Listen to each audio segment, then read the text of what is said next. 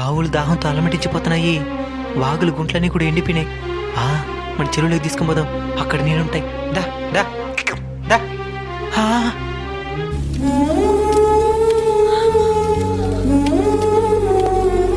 ఏం మామ ఎక్కడ తీసుకొచ్చిన ఆవునా? దాహంతో అలమటిస్తున్నాయిరా, నీళ్లు తాపిద్దామని తీసుకొని వచ్చిన. ఇక్కడికి వస్తే చెరువే ఎండిపోయి ఉంది. చెరువు ఎండిపోయి వారం అవుతున్నది మామ. నువ్వే విధంగా అయితే వచ్చి తిరిగి వెళ్ళిపోతున్నావో అదే విధంగా పక్షులు కూడా దాహం తెచ్చుకుందామని ఆశతో వచ్చి అలమటిస్తూ తిరిగి వెళ్ళిపోతున్నాయి.